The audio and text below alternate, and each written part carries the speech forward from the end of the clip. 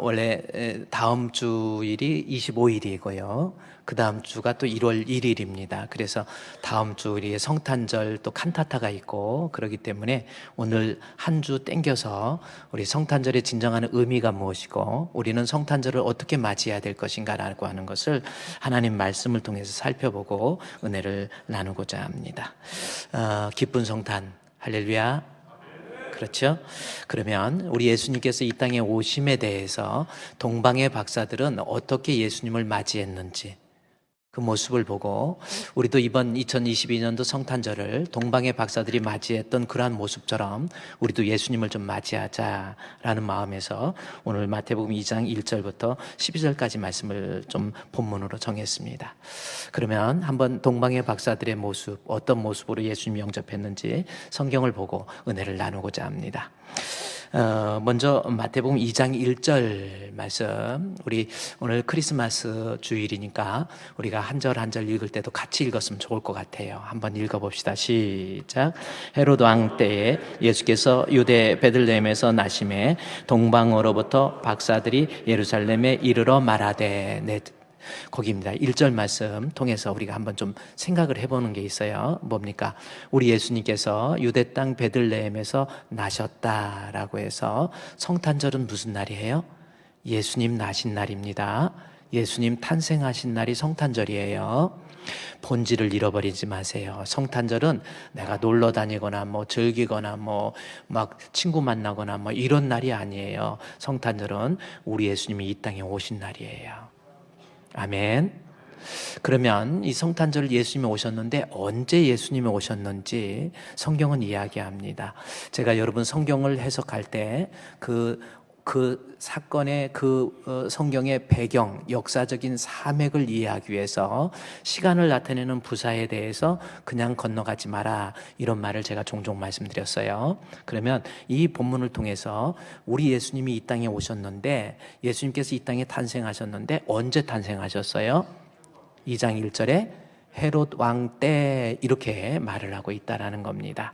그러면 헤롯 왕 때가 언제를 이야기하는 건지 이 본문을 기록한 마태가 헤롯 왕 때 예수님께서 유대 땅 베들레헴에서 나셨다 했는데, 그러면 헤롯 왕 때가 어떤 때인가를 알게 되면 예수님이 탄생한 때를 알 수가 있는 거예요. 그래요. 여러분은 우리가 흔히 잘못된 왜곡된 선이해에 의해서 예수님의 탄생에 대해서 기원전, 기원후 해서 기원전은 BC, Before Christ, 그 다음에 AD는 After Divine 해가지고 AD 0년이 예수님의 탄생의 기점이다, 이렇게 잘못된 선이해를 가지고 있는 것 같아요. 예수님의 탄생은 AD 0년이 예수님 탄생이 아닙니다. 그러면 언제 예수님께서 탄생했는지 마태는 헤롯 왕 때 이렇게 말하고 있기 때문에 헤롯이 어떤 사람인지에 대해서는 일반 세계사에, 로마의 역사에, 유대의 역사에 찾아보면, 특별히 요세푸스라고 하는 유대 역사 기록가에 의하면 헤롯 왕 때가 어느 때인지를 정확히 알 수 있어요. 그러면 이 헤롯은 어느 왕 때인가, 어느 때인가라는 겁니다. Great Herod 해가지고 대헤롯입니다.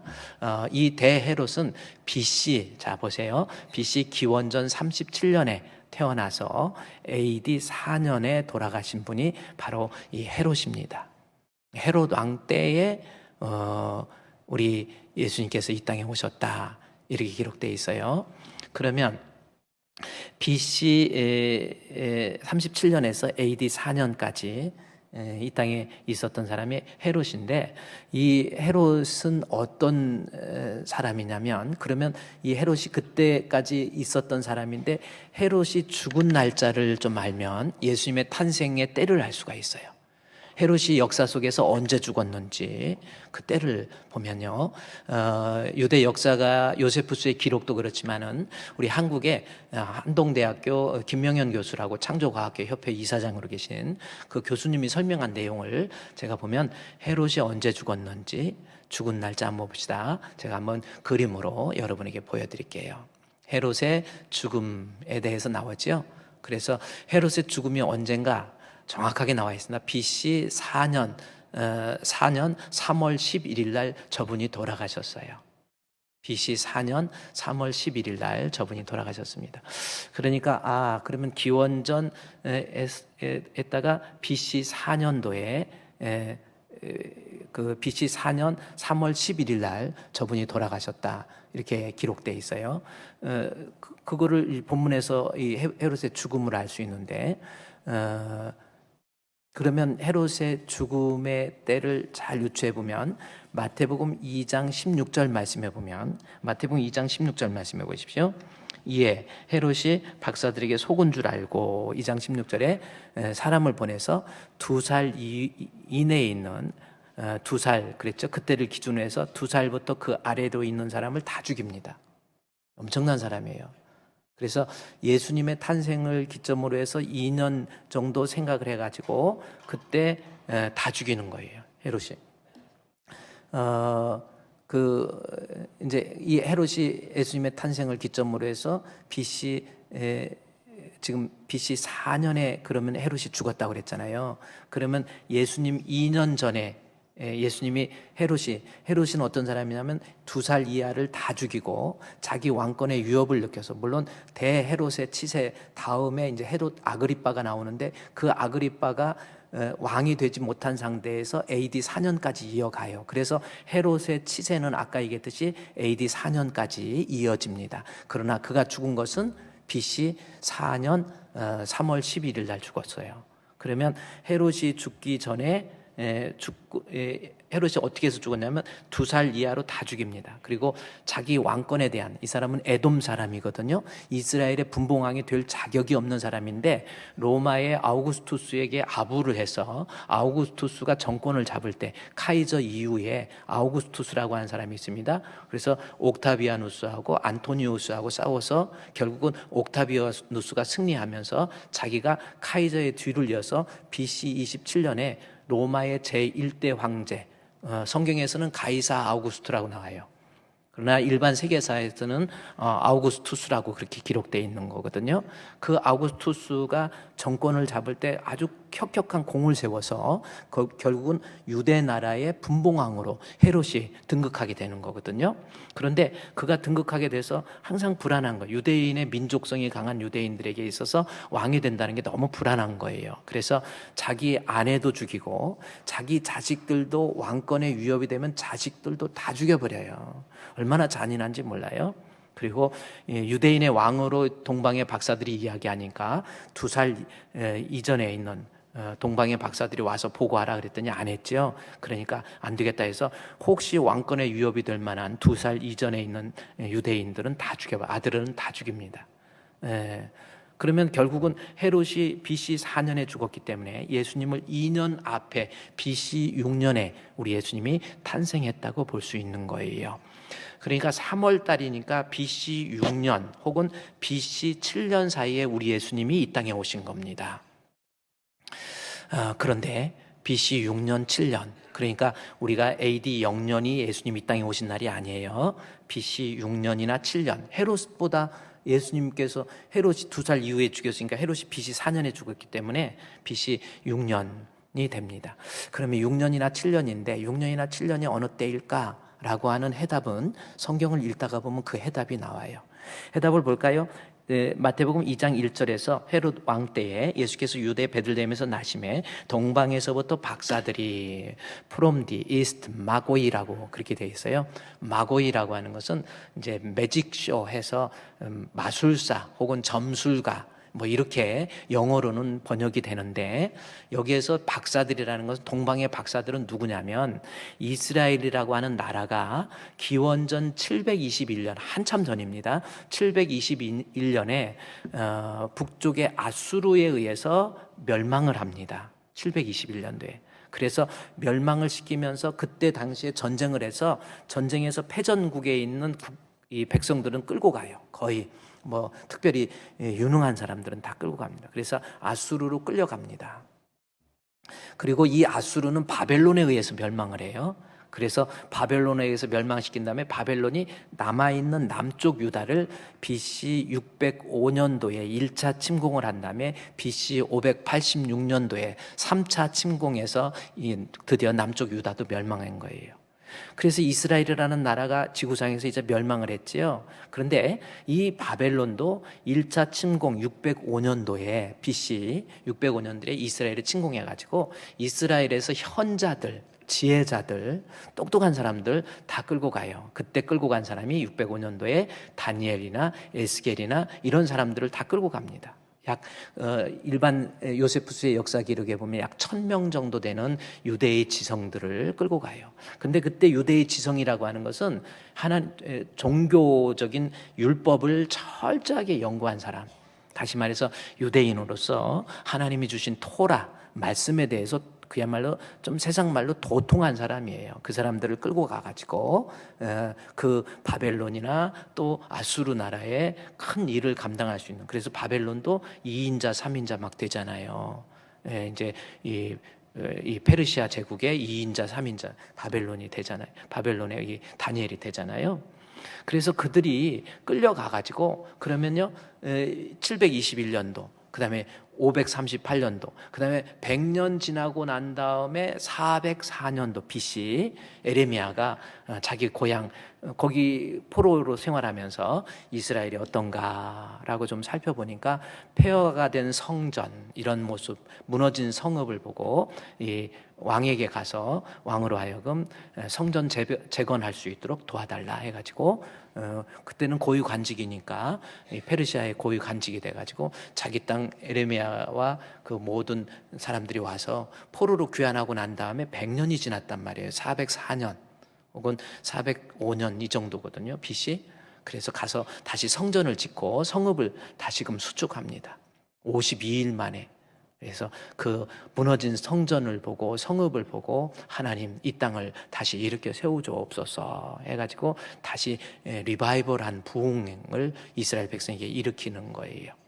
그러면서 한 400년, 300년, 200년, 오늘 여기 아우구스투스가 이제 로마가 세계를 정복하게 되고 그 이제 이럴 때 이제 기원전 뭐 이럴 때 페르시아에 끌려갔었던 그 유대인들 중에서 현자들이 하나님 말씀을 계속 연구하다가 그들이 하나님의 말씀 스가랴서 9장 9절을 본 거예요. 그리고 다니엘서, 제가 좀 시간이 있으면 다니엘서에 있는 하나님의 예언의 말씀을 그들이 보고 유대 땅에 메시아가 나타나는데 그 메시아가 나타날 때 하늘에 징조가 있는데 별이라고 하는 것을 통해서 그 엄청난 섬광의 그 별의 빛이 하나님 메시아가 이 땅에 오심을 징조로서 나타낼 것이다 라고 하는 하나님 말씀을 찾은 거예요.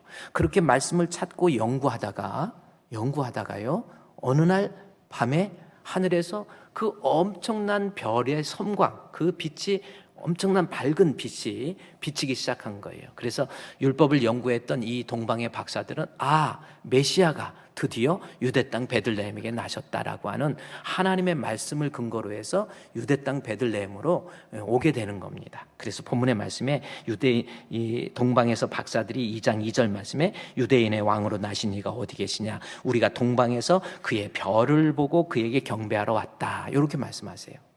그러면 여기에서 어떤 분은 별을 보고 왔다? 그러니까 이것을 하나의 신화 정도로 어떻게 동방의 별 보고 어떻게 왔나 이렇게 생각하고, 어떤 사람은 마치 내비게이션처럼 동방의 별이 막 빛이 나니까 그 별을 보고 계속 유대 땅까지 온 걸로 아는데 그렇지 않습니다. 아니 낮에 와야 되는데 낮에 빛이 얼마나 밝은데 태양빛이 있는데 어떻게 그걸 보고 옵니까? 그러니까 별을 보고 온 것이 아니고 유대 땅에서 바벨론 지역까지, 페르시아 지역, 이란, 이라크 지역이거든요. 거기까지 2000km입니다. 2000km를 낙타가 하루 걸을 수 있는, 소화해낼 수 있는 거리가 10km예요. 그러면 2년 동안 와야 돼요. 그럼 2년 동안 그 내비게이션 그거 보고 이렇게 왔나요? 아니에요. 별을 보고 온 게 아니에요. 별이 한번 반짝한 겁니다. 그래서 말씀에 익숙했던 그들이기 때문에 유대 땅에 드디어 메시아가 오셨구나라는 것을 하나님의 말씀을 통해서 그들이 알게 된 거예요. 그래서 유대 땅으로 일단 온 겁니다. 그러면 그 별이 정말 반짝하고 섬광이 일어나는 그러한 별빛이 진짜 천문학적으로 이해될 수 있었는지 찾아보니까요, 실제로 과학자들이 찾아냈어요. 근데 그 빛이 반짝였던 것은 어떤 현상이냐면 지구와 그 다음에 달, 그리고 태양, 그 다음에 목성과 토성, 이 5개의 별의 중력과 그 다음에 자전과 공전의 주기적인 차이에 의해서 결국은 목성과 토성이 정확하게 지구에서 밤에 볼 때 겹치는 날, 그때 빛이 엄청난 밝은 빛으로 비추는 거예요. 근데 그것이 과학자들이 찾아보니까 언제 그런 일이 있었는가 했더니 바로 BC 7년에 그 현상이 바로 세상에 나타난 거예요. 한번 볼까요? 제가 그 그림 BC 7년입니다. 요세푸스의 역사 기록은 접어둔다 할지라도 우리 한국의 한동대학의 김명현 교수가 강의했던 내용을 제가 한번 캡처를 해왔어요. 여기 보면 보세요.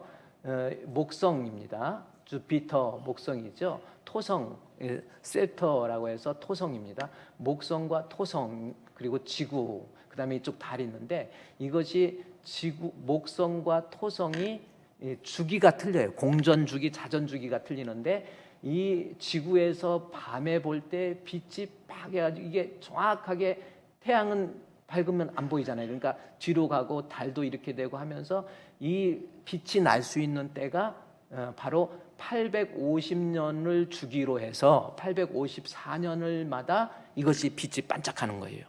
그러니까 유대 땅에서 그들이 예수님이 이 땅에 오시는데, 메시아가 오시는데 예언의 말씀을 듣고 이미 861년도는 지나갔고, 그 다음에 동방의 박사들이 보니까 BC 7년도에 이 빛을 본 거예요. BC 7년도에 있었던 목성과 토성이 겹침으로 인해서 생기는 섬광을 본 겁니다.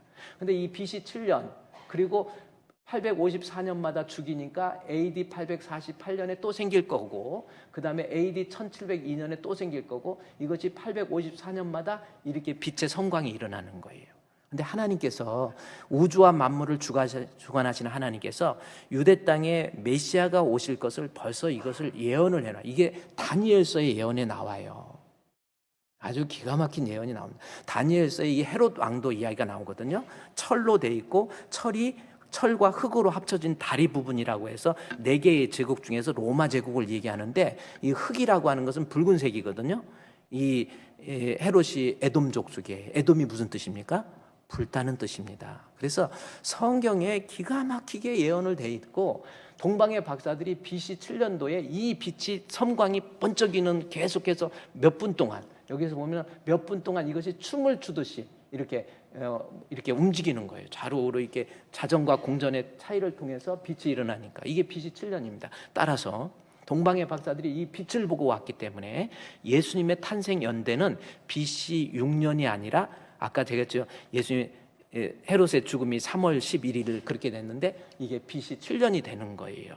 불과 6개월 정도 차이 나는 겁니다. 그러니까 BC 7년도에 우리 과학적으로 빛이, 동방에서 박사들이 본 빛이 있었다라는 겁니다. 그러니까 동방 박사들이 별을 그거 뭐 막연하게 꾸며낸 이야기가 아니고 실제로 동방의 박사들이 이 별을 본 거예요.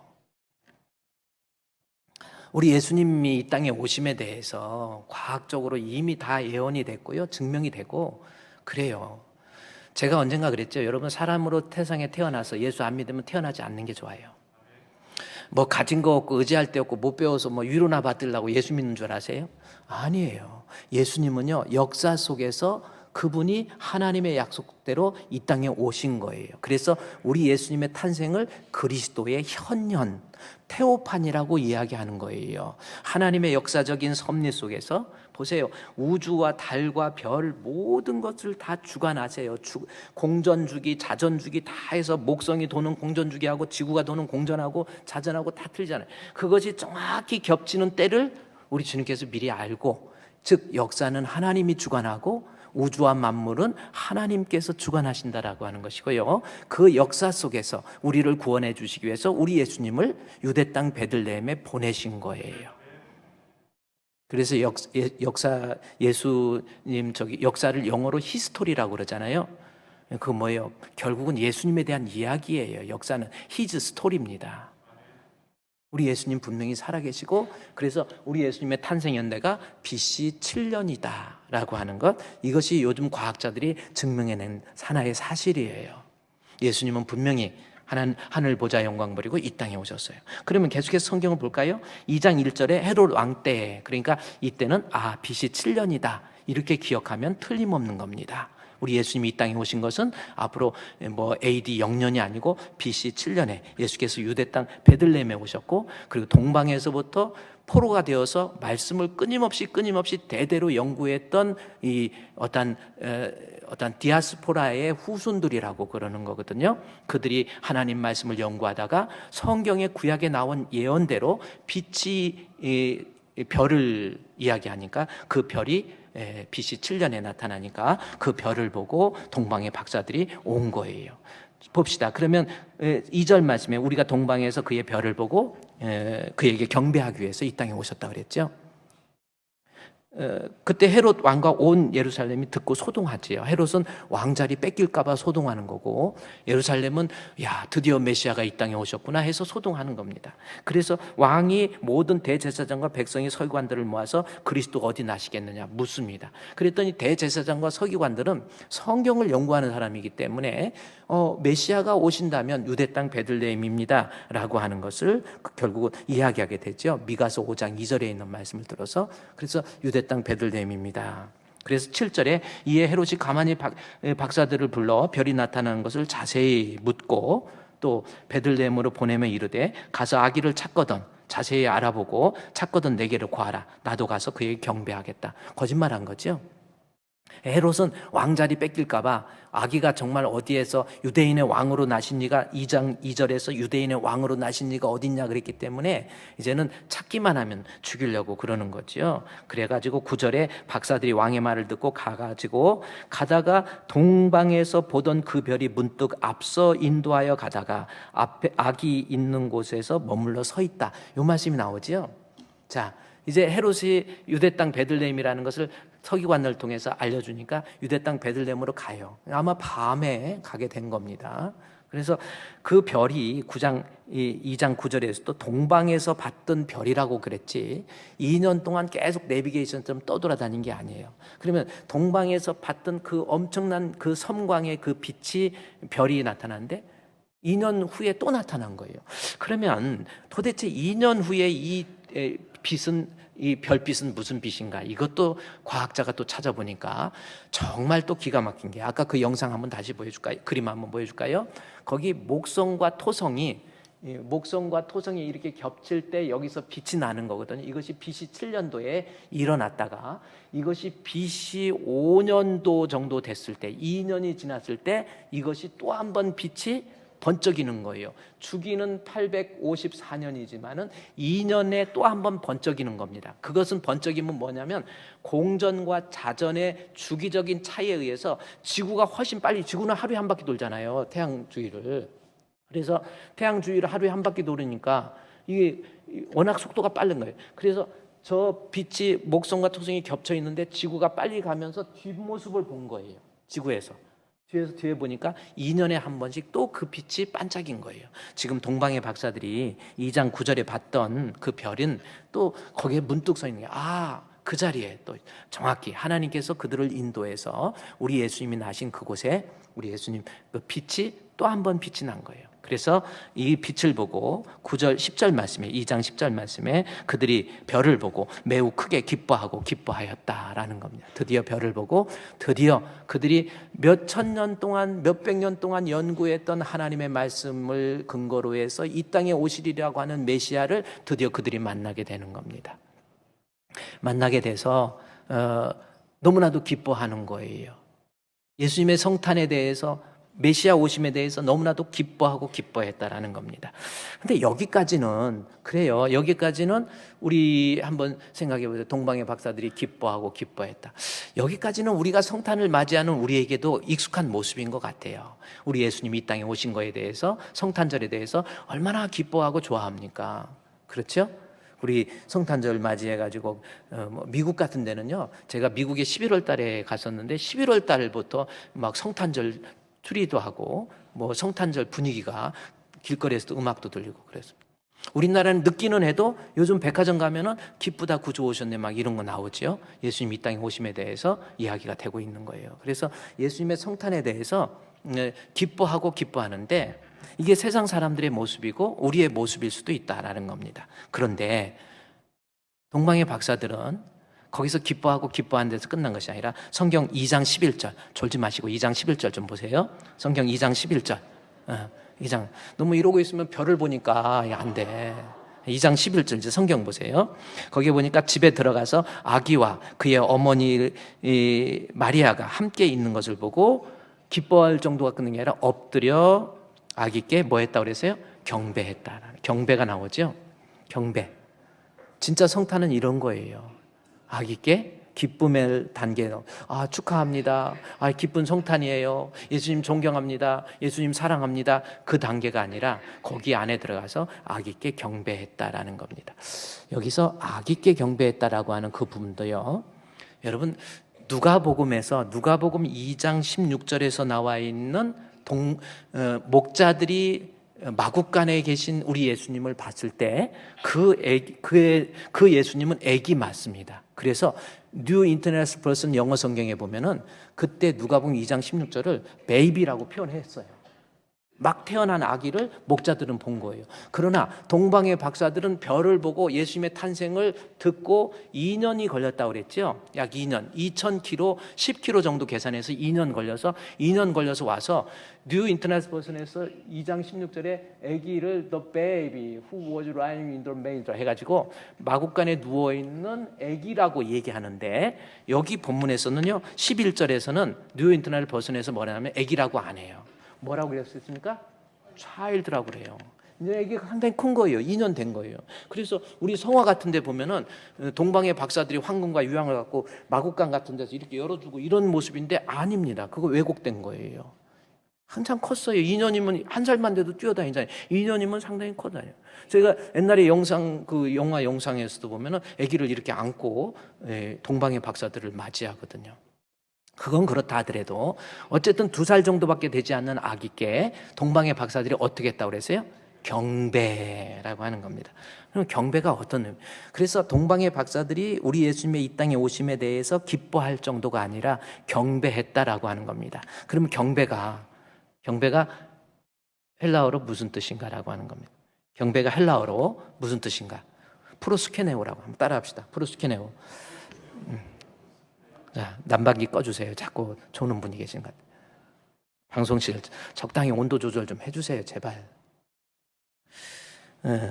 졸아라 계속 바람 불게 하니까. 여러분 이 성경 이게요. 우리 예수님이 역사 속에서 현현됐다는 이 사실에 대해서 제가 이거 그냥 연구해서 우리 예수님은요 그냥 꾸며낸 그냥 종교의 그런 게 아니에요. 우리 예수님은 반드시 하나님이시고 분명히 역사 속에서 이 땅에 오신 예수님이라는 겁니다. 그러면 예수님은 경배라고 하는 것이 무슨 뜻인가? 다시 헬라어로 보면 프로스키네오라고 하는 한번 읽어봅시다. 시작. 이것은 어떤 단어냐면 반드시 왕도 아니에요. 신께 드리는 경배입니다. 신으로 인정한다는 뜻이에요. 그러니까 동방의 박사들이 이 성탄절을 맞이해서 우리 예수님을 하나님으로 인정하는 거예요. 여러분이 믿는 하나님 어떻게 하나님으로 인정하십니까? 그래요. 그러면 예수님의 하나님인데 동방의 박사들이 예수님은 하나님이시다, 신이시다라고 하는 것을 인정했는데 그 정도 인정한 것이 아니라 거기에 보니까 경배하고 그 다음에 2장 11절에 경배하고 뭐라고 했어요? 보배합을 열었다 이 말씀이 나오죠. 보배합을 열어서 뭘 드립니까?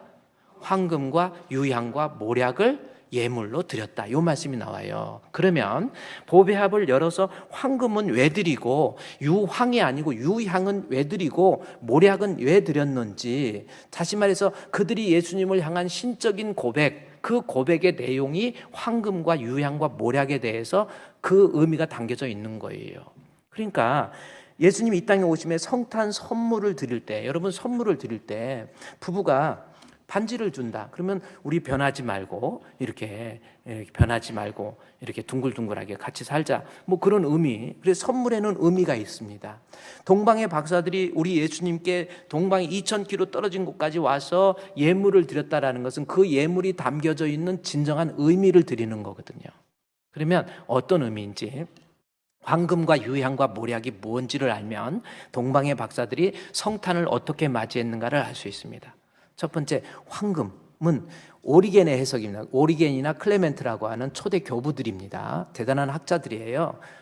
오리겐의 책 같은 거 보면 물론 기독교 고전이기 때문에 상당히 고전을 겪어요. 그런데 어렵지만 근데 오리겐의 해석에 의하면 황금을 선물로 드릴다. 어떤 의미냐면 당신이 왕이십니다 라고 하는 거예요. 그래서 동방의 박사들은 성탄을 맞이해서 예수님은 당신은 나의 왕이십니다 라는 겁니다. 그런데 왕도 왕인데 종교적인 의미, 아까 신적인 경배라고 그랬잖아요. 세상의 왕이 아닌 예수님은 바로 당신은 나의 영적인 왕이 되십니다 라는 고백이 바로 황금 속에 들어있는 거예요. 그러니까 여러분, 이 성탄을 맞이해서 정말 그냥 성탄절 즐겁다 이것이 아니라 우리 예수님은 하나님이신데 그 예수님은 나의 왕이 된다라고 하는 그 고백과 함께 실제적으로 우리가 살아가면서 이제 우리 예수님을 나의 왕으로 모시고 살아야 그것이 진짜 성탄을 맞이하는 성도의 모습이 될 수 있다라는 겁니다. 여러분에게 있어서 왕은 누굽니까? 한번 생각해 보세요. 나를 다스리고 통치하는 거예요. 아직도 내 혈기, 내 생각, 내 욕심, 내 자존심 못 죽이고 퍼덕퍼덕 살아있잖아요. 그거 아직 예수 안 믿는 거예요. 예수님을 신적으로 믿고 있다고 한다면 가장 먼저 예수님 나의 왕이십니다. 예수 우리 왕이여, 이곳에 오셔서 우리가 왕께 드리는 영광을 받아 주소서. 우리는 주님의 백성, 주님은 우리 왕이라. 왕이신 예수님 오셔서 좌정하사 다스리소서.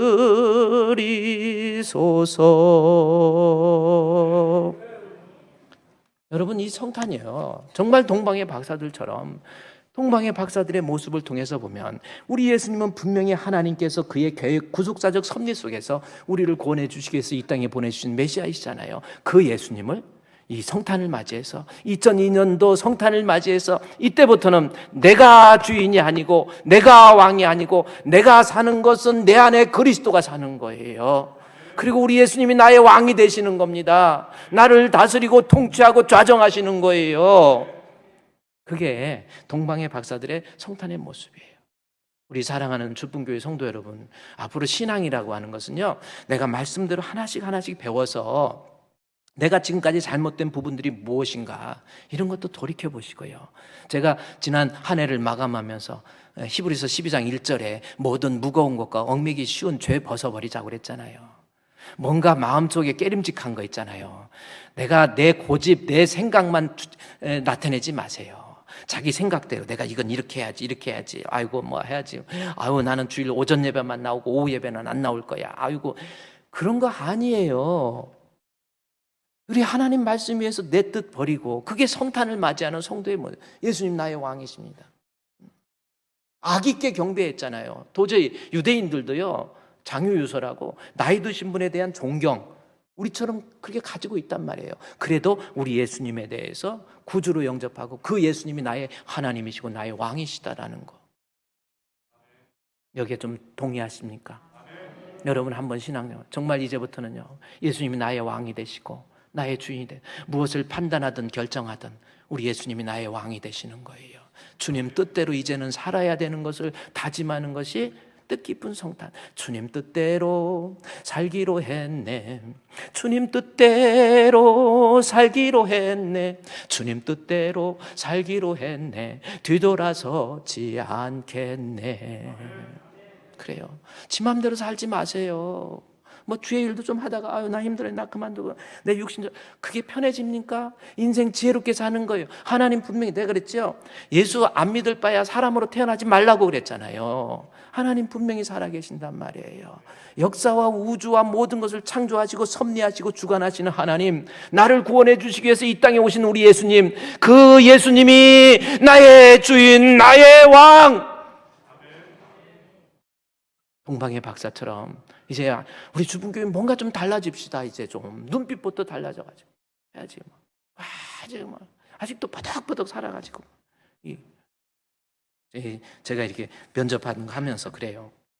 안수집사 되고 장로 되고 권사 되면 좀 제발 이해할 수 없는 것도 이해하고 용서할 수 없는 것도 용서하세요. 그래요. 그럼 목사님 저는 다 용서했어요. 근데 막 마음이 좀 섭섭하긴 해요. 그럼 마음 섭섭하면은요, 그것이 용서했는지 몰라도 눈빛으로 나타나요. 레이저, 따라합시다. 레이저. 눈빛 쫙 이러고 다니고요. 안면 쫙 까고 다니고. 좀 세속말 얘기해서 미안해요. 그냥 눈빛이 얼마나 중요한지 아십니까? 근데 정말 예수가 내 안에 들어오면요, 눈빛부터 달라져. 이해 못할 사람도 이해가 되고, 용서 못할 사람도 용서하고요. 지 맘대로 교회 일도 하고 싶다고 하고 안 하고 싶다고 안 하고 그렇게 살아보세요. 하나님 앞에 그게 자손 대대로 복의 근원이 되는지. 예수님이 정말 왕이십니까? 아니 세례까지 받았잖아요. 세례가 뭡니까? 장례식이라고 그랬잖아요. 아직도 안 죽었어요. 이상한 사람하고 어울려 다니면서 부정적인 사람과 늘 어울려가지고 그렇게 인생 살아봐야 결국 내 자식들한테 복의 근원이 안 돼요.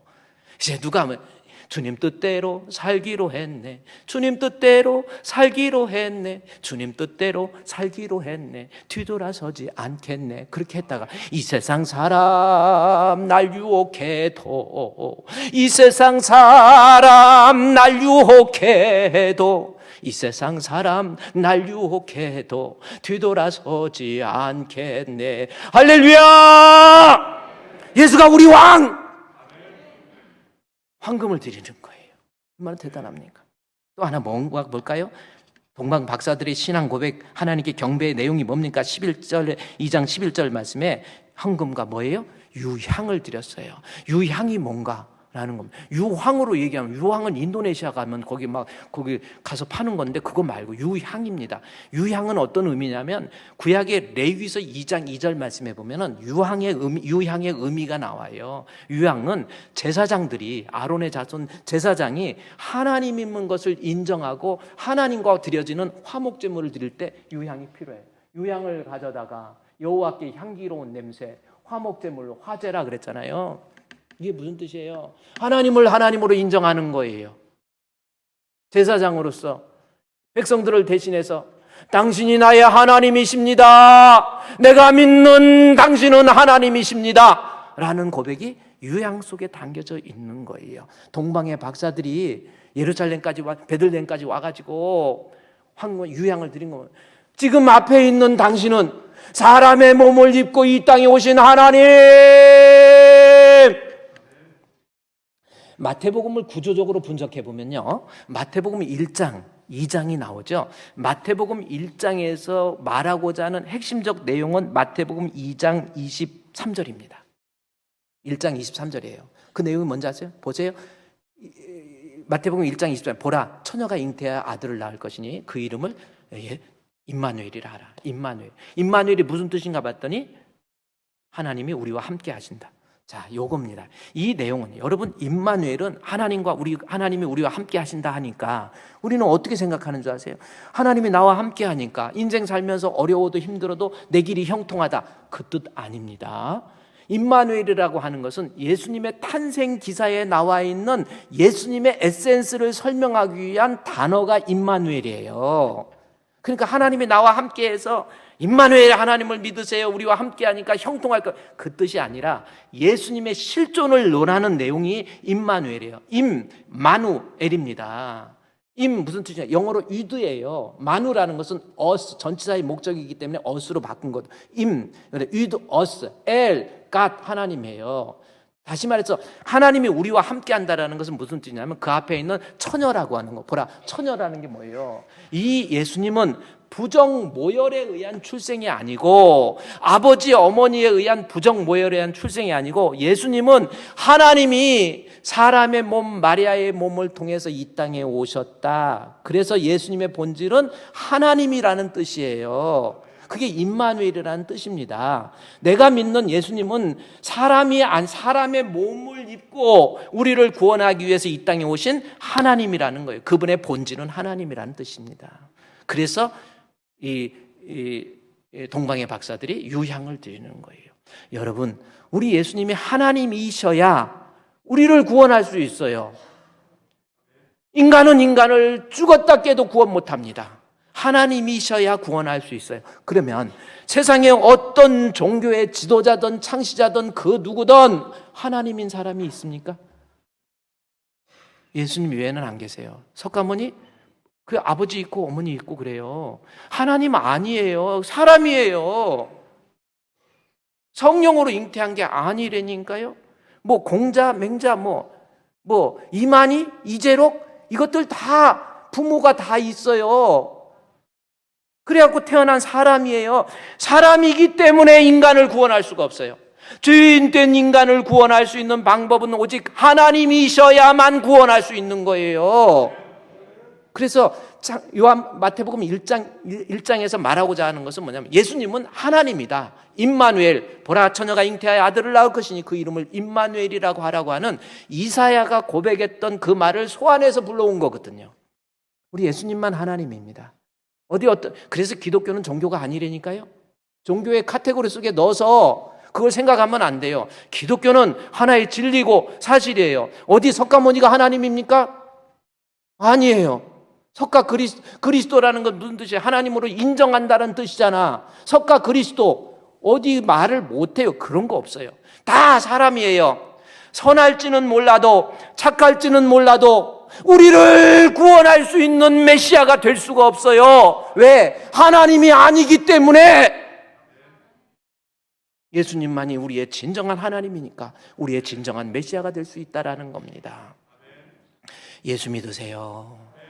예수 믿어야 우리가 진정으로 구원. 그 다음에 황금과 유향, 또 11절 말씀에 황금과 유향과 뭐예요? 몰약이라고 하는 거죠. 몰약은 무슨 뜻인 줄 아세요? 몰약이 이 동방의 박사들이 우리 예수님께 경배하면서 몰약을 드린 것은 그 경배 속에 어떤 의미냐면 우리 예수님의 죽으심을 기념하는 거예요. 몰약은 시체의 부패를 방지하기 위해서 유대인들이나 이방인들이 그때 사용했던 것이 몰약입니다. 그래서 여기에서 동방의 박사들이 몰약을 드린 것은 우리를 대속해서 십자가에 못 박혀 죽으신다라고 하는 이사야의 말씀들을 이 동방의 박사들은 명확하게 이해하고 있었기 때문에 이 땅에 오신 메시아는 그가 찔림은 우리의 허물 때문이요 그가 상함은 우리의 죄악 때문이라 그가 징계를 받음으로 우리가 평화를 누리고 그가 채찍에 맞음으로 내가 나음을 입었도다. 우리는 다 양 같아서 각기 제 길로 가거늘 주께서는 우리의 무리의 죄악을 그에게 담당시키셨도다. 그 이사야의 고백을 이 동방의 박사들이 알고 그래 로마서 4장 25절 26절에 나온 건 무슨 말씀입니까? 그는 우리 죄를 위해서 로마서 4장 25절 말씀해 보십시오. 예수님은 우리 죄 때문에 십자가에 못 박혀 죽어졌다. 뭐예요? 중요한 게 우리예요.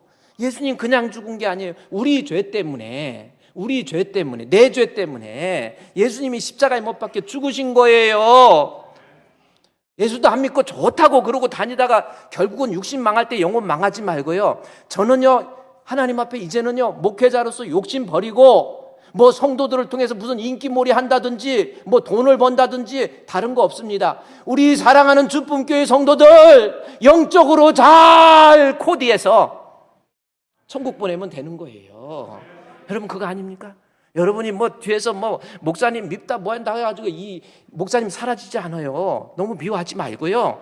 그냥 목사님 하시는 말씀대로 예수가 내 생명, 예수는 내 죄를 위해서 십자가에 못 박혀 죽으심으로 나의 진정한 메시아가 된 거예요.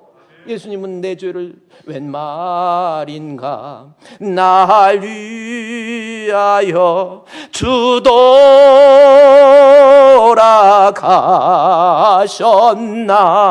주돌아가셨나 이 벌레 같은 날 위해 큰애 받으셨네. 할렐루야. 이게 신앙이고 이게 믿음이란 말이에요. 동방의 박사들처럼 예수님은 이 땅에 오셨다고 좋아하고 기뻐하고 그 단계에서 끝나는 거 아니에요. 이제 내가 믿는 예수님은 나의 왕이시고 예수님은 하나님이시고 예수님은 나를 위해서 구원해 주신 메시아, 그 고백이 있어야 진정한 크리스마스를 맞이하는 성도의 모습이 될 수 있다라는 겁니다. 우리 사랑하는 성, 요즘에 크리스마스 의미가 너무 없어졌어. 기쁘다 구주 오셨네. 그거는요, 세상에 가면 더 기뻐해. 제가 보니까 여기 우리 독산동에서 저 시흥, 여기 서울 시흥에서 독산동 저기 전화구까지 20m 도로에 옛날에는 술집이 얼마나 많은지 몰라요. 내가 아는 것만 해도 민들레, 너와나, 과부촌, 징검다리, 그다음에 여로, 금마차, 뭐 그 술집이 그렇게 많은데 그 술집에 보면은 카드 환영 써 있고요. 거기 지금도 좀 남아 있는 데가 있어. 여로 같은 데도 막 새로 리모델링 해가지고 옆에 밖에다 아주 카드 환영 써놓고 그 밖에다 뭐냐, 기쁘다 구주 오셨네. 지들이 왜 기뻐요? 근데 여러분의 성탄의 모습이 혹시 그거 아니냐는 거죠. 예수에 대한 진정한 경배가 없으면, 예수에 대한 진정으로 하나님에 대한 고백이 없으면 이것은 진정한 성탄이 아니에요. 이 땅에 오신 우리 예수님이 나의 구주인 거. 그렇다면 이제 마지막으로 결론 하나가 있습니다. 그 뭡니까? 오늘 2장 11절 말씀에 집에 들어가서 그의 아기와 마리아가 함께 있는 것을 보고 아기께 경배했다고 그랬죠. 기뻐하는 단계에서 경배해가지고 황금과 유향과 모략을 드림으로 그의 신앙을 고백하고 있는데, 그냥 황금과 유향과 모략을 어떻게 했어요? 보배 가지고 와갖고 뚜껑 열어갖고 예수님 이거 보세요. 뚜껑 닫아갖고 갖고 갔어요? 왜 드림은 안 봅니까? 진정한 신앙 고백은요, 드림으로 나타나요. 그거 아니에요? 여러분? 내가 진정한 신앙 고백, 여보 난 당신 사랑해, 말로만이 사랑이 아니라 뭔가가 드림이 있어야 되는 거야. 그래서 제가 목사님 또 분위기가 또 헌금으로 입고 눈 깜빡깜빡하면서 졸다가 돈 얘기하는 것 같으니까 눈 바짝 뜨지 마시고 우리 좀 하나님 앞에 정직하게 해요. 내가 진짜 신앙의 고백은 드림으로 나타나는 거 아닙니까? 황금과 유황과 모략을 드렸잖아요. 드려지는 황금을 통해서 우리 예수님이 애굽으로 피난 갈 때 2년간 그 돈을 그거 가지고 쓴 거예요. 내가 드려지는 헌금 정말 귀한 거예요. 성탄절 헌금 봉투 들어왔다고 기분 나빠하지 마시고, 여러분 식구대로, 제가 중직자들 안수집사, 장로, 권사 첫 번째 질문이 뭔지 아십니까? 왜 권사로 지원하셨습니까? 그게 첫 번째 질문이에요. 왜 안수집사로 지원하셨습니까? 그러면 대부분 답을 막 하면서 막 눈물 막 흘려. 왜 장로로 지원했습니까? 하고 물어봐요. 내 명예의 보전입니까? 아니잖아요. 하나님에 대한 믿음의 고백을 내가 드림을 통해서 예배하고 찬송하고 경배하고 헌신하고 주의 일도 좀 하고, 이게 진정한 신앙 고백이지 말로는 그렇게 해서. 그래서 새로 중직자들한테 그래요. 무슨 절기연금 1년에 5번 있는데 돈의 문제가 아니라 그냥 똑같이 평신도처럼 하려고 하지 말고, 당신 이름 10만 원, 당신 이름, 구체적으로까지 했어요. 당신 이름 10만 원, 아내 이름 10만 원, 새끼들 이름 10만 원, 10만 원씩. 식구들 몇이야? 식구들이 너무 많아요. 그것도 복이요. 더 내. 제가 헌금 때문에 그런 게 아니에요. 물질이 있는 곳에 마음이 있다고. 그래서 여러분 성탄 헌금 같은 거 이렇게 있다고, 저도 이렇게 신앙생활 하면서 뭐 교회가 그래, 아니에요. 내가 정말 주님 앞에 드려지는 이 예물을 통해서 얼마나 하나님 기뻐하십니까? 우리 예수님이 살아나잖아요. 찬양도 다음 주에도요, 우리 드레스 코드 한 다음에 우리 성가대 이 칸타타 할 때 같이 찬양하는 거예요. 그래서 다음 1월 첫 주부터 오후 예배 때는 그 자리에서 전부 일어납니다. 일어나가지고 하나님께 찬양으로 시작해요. 송축해 내 영혼아, 내 영혼아, 거룩하신 이름, 이전에 없었던 노래로 나 주님을 찬양해 하면서 시작해요. 우리가 진짜 신앙이 있다고 한다면 찬양을 통해서, 예물을 통해서, 드림을 통해서, 헌신을 통해서, 섬김을 통해서 주께 영광이 되는 것, 이것이 진짜 성탄을 맞이하는 우리 성도들의 고백이 되어야 될 줄로 믿습니다. 우리 다 같이 일어나서요, 오늘 하나님 앞에 찬양 드리면서도 그러세요. 정말 내가 예수를 기뻐하는 정도가 아니고 좋아하는 정도가 아니고 예수를 경배할 수 있는 성탄이 되시기를 우리 주님의 이름으로 축원드립니다.